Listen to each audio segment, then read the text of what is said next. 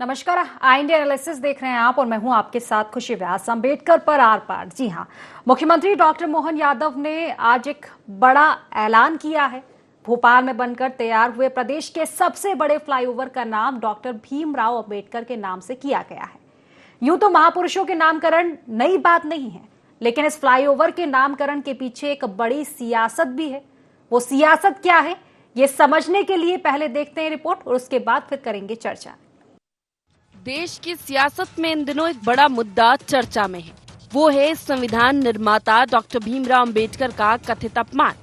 हाल ही में संपन्न हुए संसद के मानसून सत्र में केंद्रीय गृह मंत्री अमित शाह के एक बयान को विपक्ष ने बड़ा मसला बना रखा है। उन पर डॉक्टर अंबेडकर के अपमान के आरोप लगाए जा रहे हैं। मध्य प्रदेश इस सियासत का केंद्र है। 27 जनवरी को बाबा साहेब की जन्मस्थली महू में कांग्रेस बड़ा कार्यक्रम करने जा रही है। इसी दिन से कांग्रेस की संविधान बचाओ रैली शुरू होगी, जो साल भर चलेगी। इन कार्यक्रमों के जरिए कांग्रेस अपने को बाबा साहेब के हितैषी और बीजेपी को विरोधी साबित करने में जुटी है। लेकिन इसके पहले ही मुख्यमंत्री डॉक्टर मोहन यादव ने एक बड़ा दाव चल दिया है। उन्होंने भोपाल में बने प्रदेश के सबसे बड़े फ्लाईओवर का नामकरण डॉक्टर अंबेडकर के नाम किया है। इस मौके पर उन्होंने कांग्रेस पर जमकर निशाना साधा। डॉक्टर भीमराव अंबेडकर जी को भी याद करो। अंबेडकर जी भी उसी परंपरा के वाहक है जिनने अपने सभी के साथ खास करके समूचे समाज के लिए समानता के अधिकार की लड़ाई प्रारंभ की। हमारे अंबेडकर जी ने अपने ढंग से लड़ाई प्रारंभ की और जब देश की आजादी का मौका आया तो पाकिस्तान का भी विरोध किया अंबेडकर जी ने। लेकिन दुर्भाग्य से हमारे पहले प्रधानमंत्री जी ने ये सारे काम करते गए जिसका अंबेडकर जी ने विरोध किया। अंबेडकर जी ने संविधान बनाने में जो भूमिका अदा की, अंबेडकर जी की उस भूमिका को कौन भूल सकता है। लेकिन अंबेडकर जी के साथ भी अन्याय किया। जब मंत्रिमंडल में बनाने का मौका आया तो अंबेडकर जी को जिसकी योग्यता उनको थी, उद्योग मंत्रालय, लेबर डिपार्टमेंट, ये काम उनको नहीं दिया, उनको हल्का काम दिया। लेकिन उसके बाद भी उनको चुनाव भी नहीं जीतने दिया। आज कांग्रेस के लोग वोट के लालच में मध्य प्रदेश में आकर के महू से यात्रा निकालने का सपना देख रहे हैं। अरे भाई, पहले अपने पुराने पापों का हिसाब रख लो। आप अपने अंदर झांक के देखो, अंबेडकर जी के साथ जितना अन्याय कांग्रेस के लोगों ने किया। उधर कांग्रेस इसे घबराहट में उठाया गया कदम करार दे रही है। कांग्रेस का कहना है कि डॉक्टर अंबेडकर के नाम पर भाजपा डरी हुई है। उसके मन में कांग्रेस की महू रैली को लेकर भी भय भरा हुआ है। इसीलिए कार्यक्रम के पहले आनंद फानंद में फ्लाईओवर का नाम डॉक्टर अंबेडकर कर दिया गया है। कांग्रेस सवाल उठा रही है कि अगर ऐसा नहीं तो फ्लाईओवर की शीला पट्टिका तक में डॉक्टर अंबेडकर का नाम अंकित क्यों नहीं था। भारतीय जनता पार्टी कांग्रेस के कार्यक्रमों से और पूरी देशव्यापी जो है अंबेडकर जी का अपमान करने के कारण जो देशव्यापी प्रतिक्रिया भारतीय जनता पार्टी के खिलाफ हुई है, उससे घबरा गई है। इस पुल का नाम तो उन्होंने गणेश मंदिर से गायत्री मंदिर रखा हुआ था और अभी पत्थरों पे भी वही लिखा हुआ है।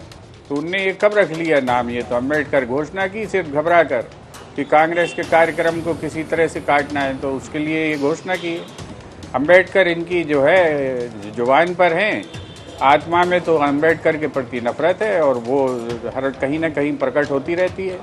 2024 के लोकसभा चुनाव में बीजेपी ने अब की बार 400 पार का नारा दिया तो कांग्रेस ने नैरेटिव खड़ा किया कि अगर भाजपा संविधान बदलने के लिए 400 से अधिक सीटें हासिल करना चाहती है, बीजेपी को 400 सीटें मिली तो संविधान बदल जाएगा, बाबा साहेब का दिया आरक्षण छिन जाएगा। पूरे चुनाव में राहुल गांधी संविधान की कॉपी लेकर घूमे। कांग्रेस समेत पूरे विपक्ष को इसका फायदा भी हुआ, लेकिन इसके बाद हुए राज्य के चुनाव में ये नैरेटिव हवा हो गया। हरियाणा और महाराष्ट्र में विपक्ष का ये नारा बिल्कुल नहीं चला। अब अमित शाह के बयान के बाद विपक्ष को एक बार फिर संविधान और बाबा साहेब के नाम पर बीजेपी को घेरने का मौका मिला है। वही बीजेपी के पलटवार में कोई कोर कसर बकाया नहीं रख रही। संविधान और बाबा साहेब की दुहाई पर दोनों दलों की कोशिश 16% दलित वोटों को साधने की है। देखना यह है कि इसमें कौन कामयाब होता है। Bureau report IND 24। तो अंबेडकर पर एक बार फिर से सियासत मध्य प्रदेश में, फिर यही कहें कि मध्य प्रदेश में अब ये ट्रेंड सा चल रहा है कि अपने अपने अंबेडकर, एक बार फिर से सियासत में अंबेडकर नजर आ रहे हैं। और क्या कारण है इसका, इस बार क्या कुछ मुद्दे देखने को मिल रहे हैं, इसी को लेकर चर्चा की शुरुआत करते हैं। खास मेहमान हमारे साथ जुड़ चुके हैं, आपका परिचय करवा देती हूँ। सबसे पहले हमारे साथ कांग्रेस नेता समर सिंह जी जुड़ चुके हैं, बीजेपी से सह मीडिया प्रभारी आशीष तिवारी जी जुड़ चुके हैं और वरिष्ठ पत्रकार रमेश शर्मा जी भी हमारे साथ जुड़ चुके हैं। आप तीनों ही मेहमानों का बहुत बहुत स्वागत है इस खास चर्चा में। और चर्चा की शुरुआत समर जी आप ही से करना चाहूंगी। हालांकि अंबेडकर को लेकर जिस तरह से सियासत जारी है, मुझे नहीं लगता कि मध्य प्रदेश में अब ये नई बात रही है। बड़ी रैली करने जा रहे हैं 27 फरवरी को, हुंकार भर रहे हैं आप बीजेपी के खिलाफ। अमित शाह के बयान को बार बार दोहराया जा रहा है। नहीं लगता कि कहीं ना कहीं नहले पे दहला तो चल दिया सीएम डॉक्टर मोहन यादव ने, फ्लाईओवर ब्रिज का जो नामकरण किया गया है उसके जरिए? सबसे पहले तो आपके चैनल के माध्यम से सभी दर्शकों को नेताजी सुभाष चंद्र बोस की जयंती पर हार्दिक शुभकामनाएं। जहां तक की बात है अंबेडकर जी की, तो जो लोग अंबेडकर को नहीं मानते, जो उनके संविधान को नहीं मानते, वो अंबेडकर को भी नहीं मानते। कुल मिला के बात ये, भारतीय जनता पार्टी अंदर से डरी हुई है और ये जो है अंबेडकर विरोधी हैं और ये दलित विरोधी हैं, ये शिक्षा के विरोधी हैं, ये एकता के विरोधी। इस बात से पता चलता है कि जब लोकसभा चुनाव थे तब इनके ही जो नेता थे उन्होंने संविधान बदलने की बात की थी। इनका ही कहना था कि 400 जो अगर सीटें हमारी आ जाएंगी तो हम संविधान को बदल देंगे। तो ये काम था, ये मैं अपने मन से नहीं कह रहा। अगर आप रिकॉर्ड में जाके देखेंगे तो इनके विधायकों और इनके मंत्रियों ने ये बयान सार्वजनिक रूप से दिया है। तो कुल मिला के बात ये, भाजपा डरी हुई है। और जो 27 तारीख को हमारा एक कार्यक्रम हो रहा है जिसमें माननीय राहुल गांधी जी भी शिरकत कर रहे हैं, उससे डरे हुए हैं, उससे खौफजदा हैं ये लोग, क्योंकि इन्हें पता है और दुनिया को भी पता है और काफी लोगों को ये बात पता है कि भारतीय जनता पार्टी मनुवाद के माध्यम से चलती है। आप देखिए इनके शीर्ष पे जितने भी लोग बैठे हुए हैं वो सब के सब जो है वो स्वर्ण जाति से आते हैं। इनको घिन आती है दलितों से, ये पेशाब करते दलितों पर। और ये चीज हमने मध्य प्रदेश के अंदर ही देखी है, दलितों के ऊपर पेशाब करना, दलितों को पीछे से गोली से मार देना, दलितों को हाथ बांधकर बाइक से घसीट देना। तो इस प्रकार का काम इन्होंने हमेशा किया है। तो मनुवाद के माध्यम से चलती है। ना तो इनके मन में कोई श्रद्धा है अंबेडकर जी को लेकर और ना ही देश के संविधान को लेकर कोई श्रद्धा है। कुल मिला के बात है, भारतीय जनता पार्टी और मध्य प्रदेश के मोहन यादव जी जो है वो अमित शाह के बयान को रेंडर करने के लिए, उसका असर कम करने के लिए, उसका जो हानि हो चुकी है इसको कम करने का प्रयास करते हुए एक फर्जी तरीके से एक आज नाम घोषणा कर दी। जबकि घोषणा के अंदर उस पुल का नाम कहीं से कहीं तक, ना तो अखबारों के अंदर आप पढ़ेंगे, ना शिलालेखों पे आप देखेंगे, कहीं पर भी जो नाम है वो अंबेडकर जो है ब्रिज नहीं है, वो कोई मंदिर के नाम पे उन्होंने रखा था। तो इस प्रकार की चीजें हैं। अब ये डरे हुए हैं तो देखिए हड़बड़ाहट में ऐसे काम तो करेंगे ही। ठीक है, चलिए जवाब ले लेती हूँ। आशीष जी, क्या वाकई अमित शाह के बयान पर यह डैमेज कंट्रोल है बीजेपी का? और जिस तरह से अभी समर जी भी कह रहे थे, नाम और काम की तुलना की जा रही, नामकरण तो कर दिया है लेकिन साथ ही आपके काम भी गिनवा रहे हैं। अंबेडकर की जो आप बातें करते हैं बड़ी बड़ी, उसको लेकर देखिए, भारतीय जनता पार्टी और कांग्रेस में बहुत बड़ा अंतर है। कांग्रेस काम करती है, काम करती नहीं, और काम की बात करती है। भारतीय जनता पार्टी काम करती है और काम करके दिखाती है। आप देखें मध्य प्रदेश के अंदर भी और मध्य प्रदेश के अलावा अन्य राज्यों में भी भारतीय जनता पार्टी की जहां जहां सरकारें हैं वहां पर अंबेडकर जी के नाम से विभिन्न योजनाएं चल रही हैं। उनको याद करते हुए उनको इस देश के अंदर ही नहीं विश्व के अंदर भी सम्मान रहे, उनका बरकरार रहे, उन्हें वही सम्मान की नजर से देखा जाए, इसके लिए भी भारतीय जनता पार्टी की सरकार ने उन स्थानों को चिन्हित किया जहां पर उनका जन्म हुआ, जहां पर उनकी पढ़ाई हुई, जहां जहां वो रहे, हमने उन्हें पंच तीर्थ के रूप में स्थापित किया। आज महू जहां पर कांग्रेस जा रही है, मैं पूछना चाहता हूं कांग्रेस के लोग आज क्यों जा रहे हैं, पहले कभी क्यों नहीं गए? कांग्रेस तो लगातार अंबेडकर जी के नाम को दबाने का काम करती थी या अंबेडकर जी के नाम पर राजनीति करने का काम करती थी। मैं बहुत स्पष्ट रूप से कहना चाहता हूं, जो भी हमारे इस देश के महान लोग हुए हैं, हमारे आदर्श हैं, हमें उनके बताए मार्ग पर चलने की आवश्यकता है और भारतीय जनता पार्टी वही काम कर रही है। आज आप देखें देश के अंदर हमने अंबेडकर जी ने जो कहा हमने वो करने का प्रयास किया। हमने आज जो योजनाएं बनाई, जन कल्याणकारी योजनाएं बनाई, उसमें कमजोर वर्ग को लाभ मिल रहा है। आज उनके मकान नहीं थे, उन्हें मकान मिल रहे हैं, उन्हें आयुष्मान कार्ड की सुविधा मिल रही है। आज उनको कृषि के क्षेत्र में भी लगातार मदद मिल रही है कि विभिन्न प्रकार के उपकरणों में सब्सिडी मिल रही है। तो लगातार आप किसी भी हिस्से को देखेंगे, व्यक्तिगत रूप से भी देखेंगे, तो हमारे कमजोर वर्ग को ही मजबूती देने का काम हुआ है। साथ ही साथ एक बात और ध्यान में आती है, कांग्रेस पार्टी ने अभी तक केवल आरोप लगाने की बात बात की। कभी उन्होंने ये नहीं बताया कि हमने अंबेडकर जी को चुनाव क्यों हराया, नेहरू जी प्रचार करने के लिए क्यों गए उनके विरोध में। कभी उन्होंने ये नहीं बताया संविधान की बदलने की बात करते हैं। मुझे अभी मैं 1-2 दिन पहले देख रहा था, स्वयं स्वर्गीय राजीव गांधी जी का एक वीडियो वायरल हो रहा था सोशल मीडिया पर। उस पर मैं देख रहा था कि उन्होंने भी उस समय की थी कि संविधान में यदि आवश्यकता हुई तो परिवर्तन करेंगे। इस प्रकार की बात नहीं, ठीक है, इतिहास दोहराया जाएगा आशीष जी। तो देखिए, इतिहास की बातें तो आपकी भी उठाई जाएगी। एक और आप कहते हैं कि चुनाव हरा दिया कांग्रेस ने, भारत रत्न नहीं दिया, लेकिन दूसरी ओर उस समय ये भी तो देखा गया था ना, जब हिंदू कार्ड बिल लाया गया तो विरोध भी तो आप ही के संगठन ने किया था ना। वो चीजें भी लाई जाएंगी। इतिहास जब देखेंगे तो इतिहास कांग्रेस का और बीजेपी का दोनों का सामने आएगा। आशीष जी देखिए, भारतीय जनता पार्टी के इतिहास बहुत स्पष्ट है। हाँ। हम जब से हमारा संगठन बना और उसके बाद में हमने लगातार एक विचारधारा को लेकर काम किया इस देश के अंदर, राष्ट्रवाद की विचारधारा को लेकर। चाहे वो जम्मू कश्मीर का मुद्दा रहा हो, देश की अखंडता के लिए हमने काम किया कि देश जुड़ा रहे। साथ ही साथ एक बात और मैं बहुत स्पष्ट रूप से कह देना चाहता हूं, कांग्रेस के साथी जनता के बीच में जाकर काम नहीं करते। कांग्रेस की जिन राज्यों में सरकार है वहां अंबेडकर की बात नहीं करते। कांग्रेस के जो सहयोगी दलों के साथ सरकार है वहां पर अंबेडकर की बात नहीं करते।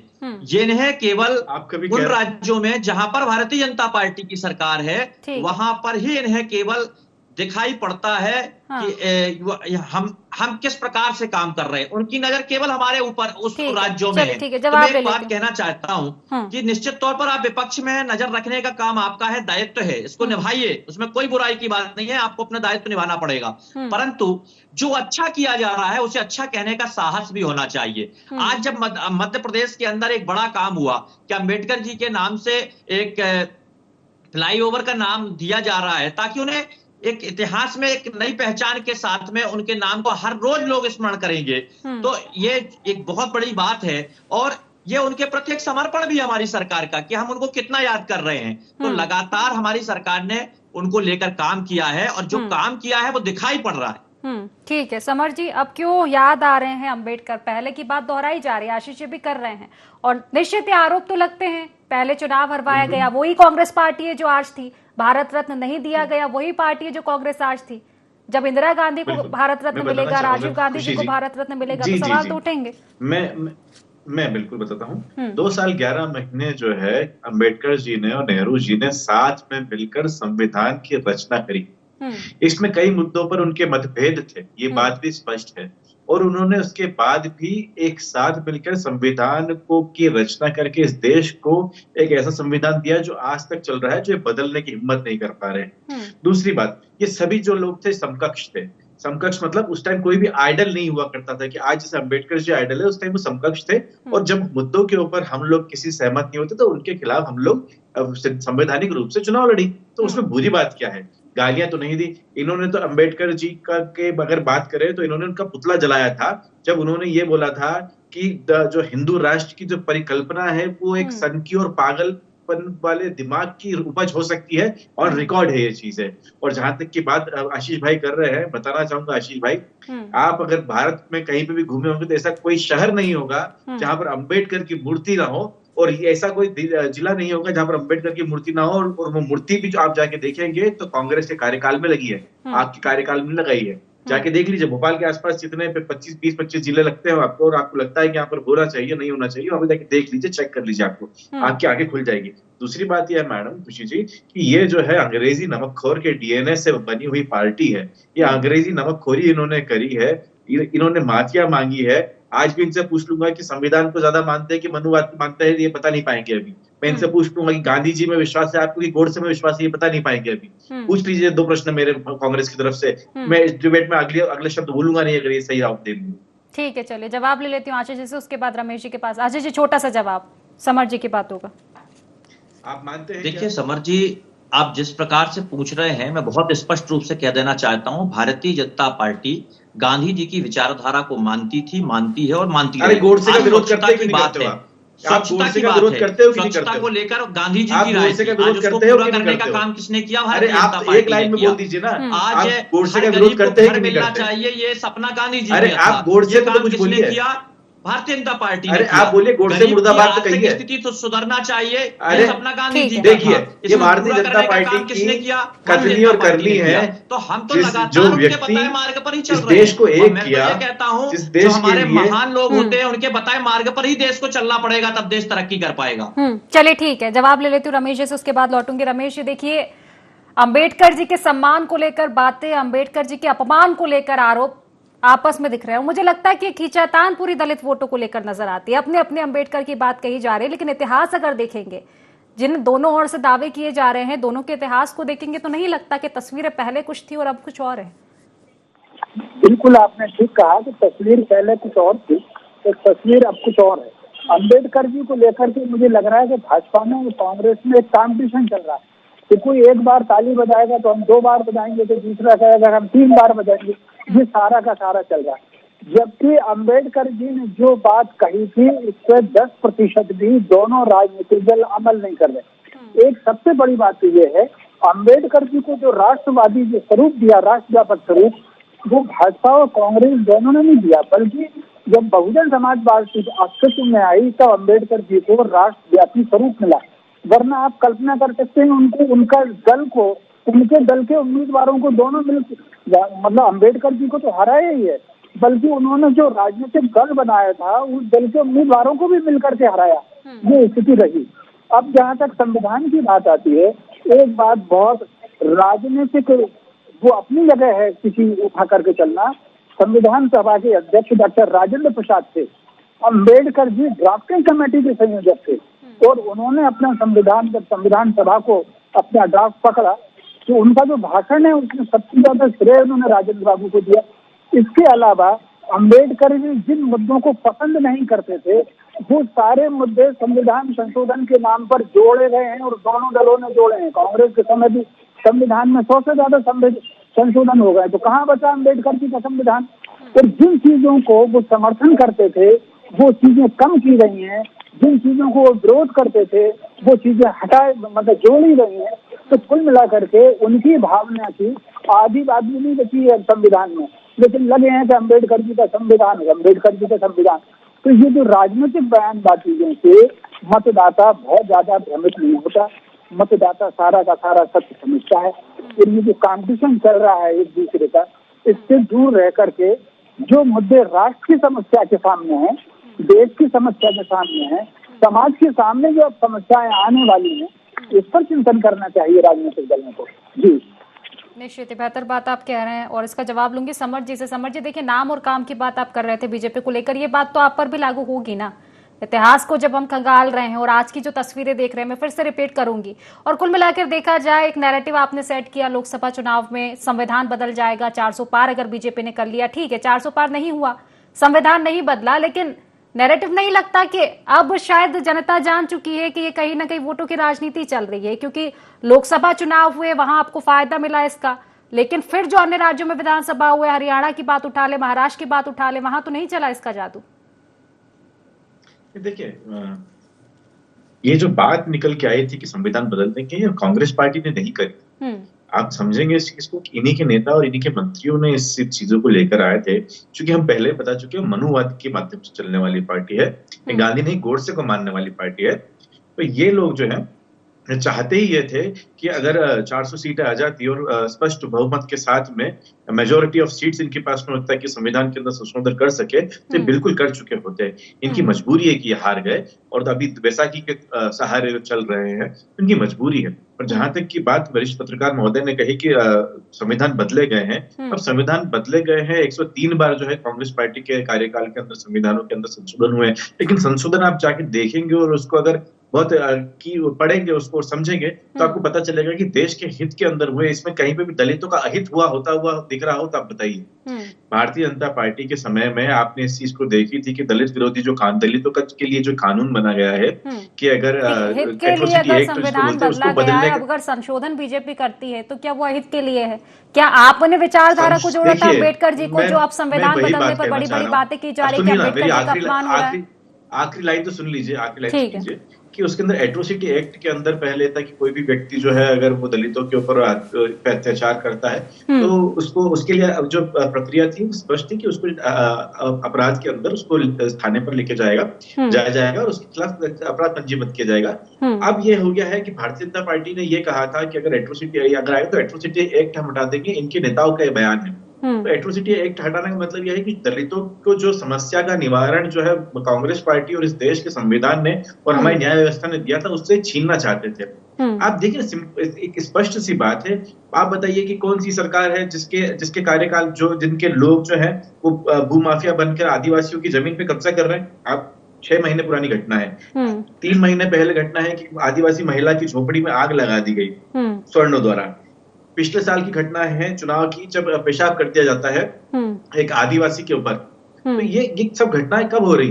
आप देखिए केरल के अंदर रोहित वेमुला जैसा व्यक्ति, ठीक है, इसका जवाब मैं लूंगी आशीष जी से, लेकिन समर जी जब आपकी विचारधारा भी यही है, अम्बेडकर जी का सम्मान हो, जब फ्लाईओवर का नाम रखा जा रहा है अम्बेडकर तो स्वागत कीजिए ना, आपकी तो यही विचारधारा है, सम्मान मिल रहा है अम्बेडकर जी को। जब दोनों ही पार्टी की विचारधारा वही है तो एक मत बनाइए। हम स्वागत करते हैं, हम स्वागत करते हैं, हम इस चीज का स्वागत करते हैं, लेकिन कुछ चीजें जो है वो स्ट्रेट फ्रॉम द हार्ट आना चाहिए खुशी जी। ऐसा नहीं कि आप फंस गए हैं तो नाम ले लीजिए। आपके मन में तो हो अम्बेडकर, आपके मन में तो हो राम, आपके मन में तो हो गाय। ये तो जिन गाय की बात करते थे बताना चाहूंगा कि काट के उनके पैसे से चुनाव लड़ते हैं, इलेक्ट्रल बोर्ड का चंदा लेते हैं। तो ना इनके मन में राम है, ना इनके मन में गाय है, ना इनके मन में महिलाएं हैं, ना इनके मन में आदिवासी है, ना इनके मन में दलित है, ना इनके मन में अम्बेडकर है। इनके मन में सिर्फ है सत्ता की चाशनी और लोगों का खून बहाना, एक दूसरे के खिलाफ खड़े करना और सत्ता में बने रहना। ठीक है, जवाब ले लेती हूँ आशीष जी। देखिए, अभी हमारे साथी बार बार पेशाब करने वाली बात को उठा रहे थे। वो घटना जब सीधी पे हुई थी तो उसके पश्चात उस समय हमारे मुख्यमंत्री आदरणीय शिवराज जी थे और शिवराज जी ने उस बात के लिए उस भाई से व्यक्तिगत रूप से माफी मांगी थी कि इस प्रदेश के अंदर एक घटना घटी है जिसमें मैं दुखी हूं, और उन्होंने उसका सम्मान लौटाने के लिए उसके पैरों को भी धोया था। तो ये भारतीय जनता पार्टी का भाव है। हाँ, हो सकता है कहीं पर अपराध हुआ हो, प्रदेश बड़ा है, कहीं पर घटना घटी हो, परंतु ऐसे दोषी को छोड़ा नहीं जाना चाहिए, उस पर कार्रवाई होना चाहिए। ये सरकार का दायित्व है, उस दायित्व को निभाने का काम भारतीय जनता पार्टी की सरकार ने किया, हमारे मुख्यमंत्री ने किया। तो ये महत्वपूर्ण बात है। साथ ही साथ महत्वपूर्ण बात यह है कि भारतीय जनता पार्टी की सरकार पर जो आपने बात कही कि महिलाओं के बारे में, तो महिलाओं के बारे में यदि हम प्रश्न खड़ा करेंगे तो मुझे बहुत सब बयान याद दिलाने पड़ेंगे आपको, जो दिग्विजय सिंह जी ने दिए, जो आदरणीय कमलनाथ जी ने दिए, जो आपके जीतू पटवारी जी ने दिए। अगर उन बयानों पे जाएंगे तो चर्चा बदल जाएगी। विषय अपना अंबेडकर जी को लेकर था। तो मैं बहुत स्पष्ट रूप से कह देना चाहता हूं, महिलाओं का सम्मान यदि कहीं पर है तो भारतीय जनता पार्टी के अंदर है। अगर महिलाओं के लिए समर्पित कोई सरकार है तो भारतीय जनता पार्टी की सरकार है। आप देखें, शिवराज जी ने जो योजना चलाई, आज अन्य राज्य भी उसे अपना रहे हैं। और निश्चित तौर पर यदि किसी बहन के जीवन स्तर को सुधारना है तो उसके लिए सबसे महत्वपूर्ण योजनाओं में हमारी लाडली बहना योजना है, लाडली लक्ष्मी योजना है, और जो हमने घर घर में गैस सिलेंडर उपलब्ध कराए, जो हमारी बहन परेशान होती थी भोजन बनाने में, उसके लिए जो सुगमता उपलब्ध कराई, ये भारतीय जनता पार्टी की सरकार है। कितनी सशक्त आप मान पाएंगे महिलाओं को डायरेक्ट बेनिफिट योजनाओं से? भागीदारी क्या उतनी मिल पा रही है महिलाओं को जितना? ठीक है, आप लाडली बहना योजना की बात कर रहे हैं। जब महिलाओं की बात उठाई तो मैं एक बात और बता देना चाहता हूं। भारतीय जनता पार्टी ने यदि महिलाओं की बात की तो उन्होंने अपने संगठन के अंदर भी महिलाओं को स्थान देना प्रारंभ किया। और आज हमारा बूथ अध्यक्ष से लेकर मैं ये कहना चाहता हूं जिलों के अध्यक्ष, हमारे प्रदेशों के अध्यक्ष भी आने वाले समय में आपको देखने को मिलेंगे, और राष्ट्रीय स्तर तक भी महिलाएं मिलेंगी। ये हमारे संगठन की विशेषता है। और अब सरकार में जहां तक भागीदारी की बात है तो आप देखना आने वाले समय में सरकार में भी एक विशेष स्थान महिलाओं को मिलेगा। ठीक है, छोटा सा जवाब समझ, उसके बाद रमेश जी के पास लौटूंगी। जी, महिलाओं की आप बात कर रहे हैं तिवारी जी, तो मैं बताना चाहूंगा कि मैं बहुत करीब से जानता हूँ आपकी पार्टी के लोगों को। भैरू पे क्या है, दूर से पहचान में जाते हैं। तो क्या होता है कि कोई महिला पार्षद बनती है तो उनके काम उनके पति करते हैं। फोटो जो है अखबारों में और उसमें पति के नाम से छपता है। ठीक है, आप ऐसे ही ग्रामीण उसमें चले जाइए तो सरपंच से लेके सचिव से लेके हर जो पोस्ट है वो महिला के नाम पे रिजर्व तो भारतीय जनता पार्टी कर देती है, लेकिन उस पर काम कौन करता है? पुरुष करता है, उनका पति करता है, उनका बेटा करता है। और ये आपको घटना की मैं आपको सच्चाई बताता हूँ। अभी किसी जिले के डीएम ने चलती मीटिंग समर में जी, से लेकिन महिलाओं की जो जब बात सरपंच आती है पति तो को आपकी पार्टी की हटाया कई है। बयानबाजियां भी हमारी सामने पार्टी ने आती कम है। से कम उनके जीवन स्तर को सुधारने का काम किया। आज उनका विकास हो रहा है, वो आगे बढ़ रही हैं। और 1250 रुपए जो देते आज हैं, वो पिछड़ी हुई है उसके लिए भी आपकी 1250 सरकारें रुपए दोषी देते हैं। हैं, उन्हें उचित स्थान नहीं मिला, 1250 रुपए उन्हें देते हैं, आरक्षण नहीं मिला व्यवस्थित तरीके 1250 से। रुपए देते हैं, आज भर्तियों में भी 1250 रुपए 50% देते हैं। चलिए ठीक है, देखिए पर्याप्त समय दोनों को मिला भारतीय जनता आपको, पार्टी फिलहाल ने समय की किया। कमी। रमेश जी से प्रतिक्रिया ले लेती हूँ मैं। ठीक है, मुझे नहीं लगता मुद्दे से भटकने वाली बात करनी आज जो चाहिए। ठीक है, दिक्कत खड़ी हुई है महिलाओं के विकास को लेकर, वो कांग्रेस की ही देन है। चलिए ठीक है, रमेश जी से अंतिम प्रतिक्रिया लूंगी, उसके 50 बाद रुपए का चर्चा को पेट्रोल समाप्त 110 करूंगी, रुपए समय कर की दिया और कमी है। 1200 रुपए तेल लग रमेश जी, गया। देखिए बस, फिलहाल तो जो एक बहुत ट्रेंड अच्छी सा बात है। चल रहा है, और ना मैं ये कहूंगी कि सिर्फ मध्य प्रदेश, बाकी राज्य भी इसमें शामिल होते हैं। लाडली बहना योजना की अभी यहाँ बात उठ रही थी, तो मैं इसी को लेकर चलती हूँ। फ्री विज जो योजनाएं चल रही है, डायरेक्ट बेनिफिट योजना, एक ट्रेंड चला है कि महिलाओं के लिए ये योजना लाई जाएगी, फायदा इसका हुआ और कहीं ना कहीं बाकी पार्टियां भी अपना रही है। फिर बात हम कांग्रेस की करें, कांग्रेस ने भी दावा किया था, और अभी जो दिल्ली विधानसभा चुनाव की जो स्थिति है वो तो आप स्पष्ट खुद देख पाते होंगे, घोषणा पत्र जो आ रहे हैं पार्टियों के, स्पष्ट डायरेक्ट बेनिफिट दिख रहा है, ट्रेंड चल रहा है। नहीं लगता कि एक ट्रेंड चल रहा है कि अगर ये किया इस पार्टी ने तो दूसरा भी करेंगे? अभी दलितों को लेकर भी साफ तौर पर देखी मिल रही राजनीति, वो चाहे अम्बेडकर के नाम पर ही क्यों ना हो। देखिए, मोटे तौर पर यहाँ दो बातें हैं। महिलाओं का उत्थान की जो आपने भी बात कही, निश्चित रूप से इसमें कोई संदेह नहीं कि मध्य प्रदेश में भाजपा की सरकार ने जो 3 आधारभूत योजनाएं शुरू की थी, एक जननी सुरक्षा योजना शुरू की थी, और एक लाडली लक्ष्मी योजना शुरू की थी, और मुख्यमंत्री कन्यादान योजना शुरू की, और अब एक लाडली बहना लेकर के आए। तो स्वाभाविक रूप से पूरे देश की विभिन्न सरकारों ने, जिसमें कांग्रेस की सरकारें भी हैं और अवामी गठबंधन की सरकारें भी हैं, उन्होंने ये मुख्यमंत्री कन्यादान योजना का अनुसरण ही किया है। तो कहीं ना कहीं इसका श्रेय मध्य प्रदेश को मिलना चाहिए। और ये शिवराज के समय ये योजनाएं हुई है, तो कहीं ना कहीं महिला उत्थान की योजनाओं में भाजपा एक कदम आगे दिखती है, इसमें कोई संदेह नहीं। दूसरा, अम्बेडकर जी, जैसा कि मैंने पहले कहा है, अम्बेडकर जी भारत की राजनीति और समाज व्यवस्था जैसी चाहते थे, दोनों राजनीतिक दल मुझे उस पर नहीं दिखते। अम्बेडकर जी जाति व्यवस्था समाप्त करने के पक्ष में थे, जो बिल्कुल नहीं चाहते थे कि कोई जाति व्यवस्था बन जाए। कुल मिलाकर देखा जाए रमेश जी, बातें तमाम तरह की जाती है, लेकिन मन में किसके अम्बेडकर है? अपने अपने अम्बेडकर तो बताए जा रहे हैं, ये बात खास होती है शायद। चलिए फिलहाल क्योंकि समय की कमी, इसलिए चर्चा को ही समाप्त करना पड़ेगा। आप तीनों मेहमानों का बहुत बहुत शुक्रिया। तो देखिए, अपने अपने अम्बेडकर, ये फिलहाल जो ट्रेंड है मध्य प्रदेश में देखने को मिल रहा है। एक पार्टी रैली निकाल रही है, दूसरी पार्टी नामांकन कर रही है अम्बेडकर के नाम पर। कुल मिलाकर देखा जाए, दलित वोटों को साधने की तमाम ये राजनीति है, लेकिन क्या अम्बेडकर जितना बाहरी रूप से बताया जा रहा है अपने अपने अम्बेडकर, किसके मन में अम्बेडकर, ही एक बड़ा सवाल है। तो फिलहाल IND एनालिसिस में बस इतना ही। आप बने रहिए IND 24 के साथ। नमस्कार।